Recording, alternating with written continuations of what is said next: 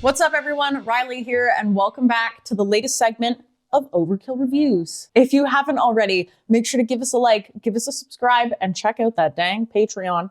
Today, we're talking about a band with a new release. They've always been the talk of the town in the world of epic, doom, and heavy metal.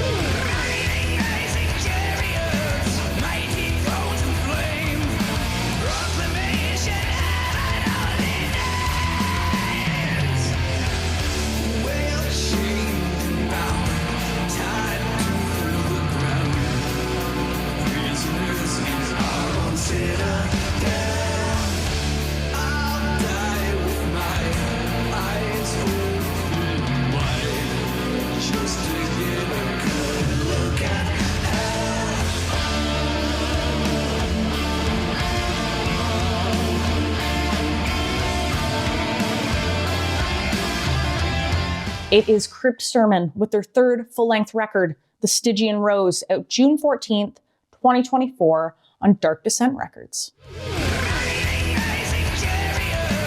Based out of Philadelphia, Pennsylvania, and formed in 2013, they dropped their first full-length titled Out of the Garden in 2015, followed by their second full-length, The Runes of Fading Light, in 2019. We are currently sitting very full with a 6-member lineup. We have vocalist Brooks Wilson, we have Enrique Sagarnaga on drums, we have Steve Jansen on guitar, we have Matt Knox on bass, we have Frank Chin on guitar, and we have Tanner Anderson on the keys. So with Crypt Sermon's full crew, what do they have in store for us this time around?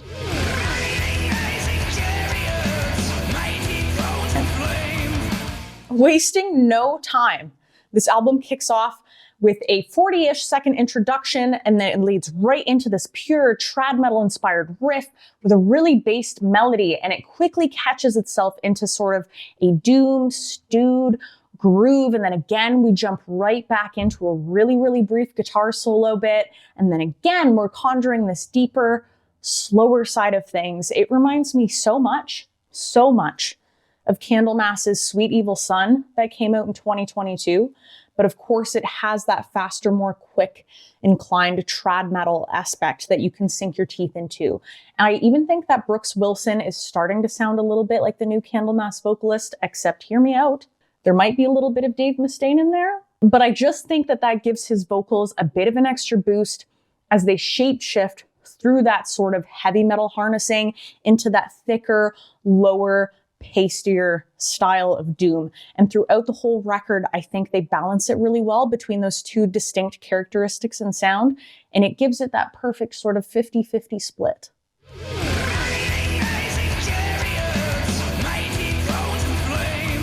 This album tops out at 45 minutes in runtime with 6 tracks, which isn't crazy, especially in the grand scheme of doom metal.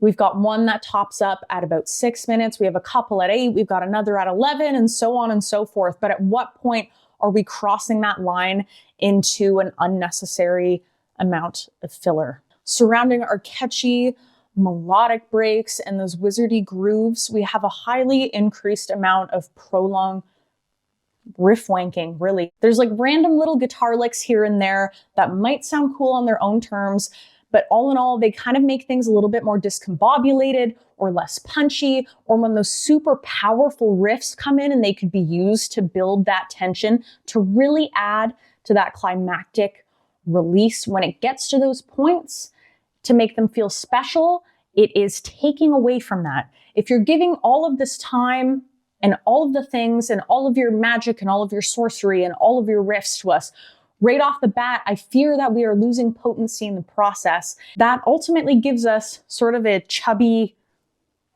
bloated corpse of a record that's too full to be refreshing or to have any sort of breathing space. And I think if we just trimmed a little bit around the edges, it would have felt like a stronger, structured album as a whole.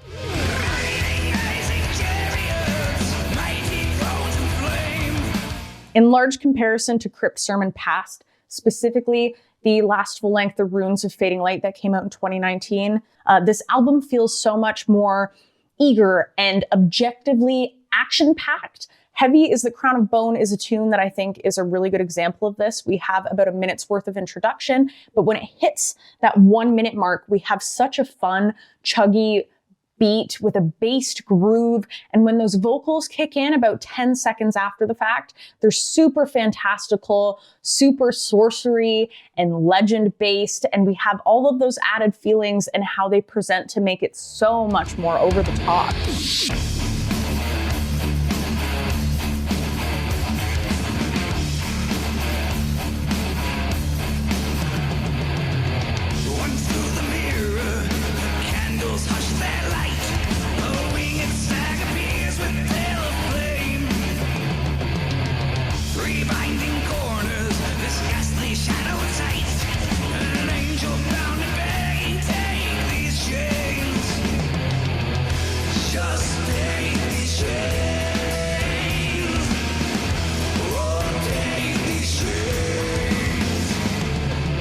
And that type of songwriting just feels like it has a developed basis now in storytelling. And not that it didn't have that prior, but it feels like this was definitely more of a focus point on this new release.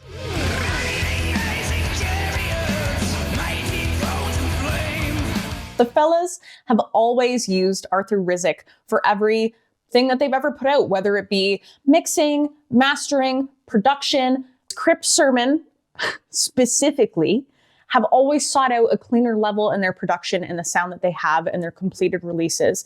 And I've heard a lot of mixed reviews about this from past Doom lovers. I'm specifically looking at you, Sarah. My personal primary issue with this album is the crispness of the production, which for me does not do it favors. It ended up sounding almost too cold and sharp for my liking.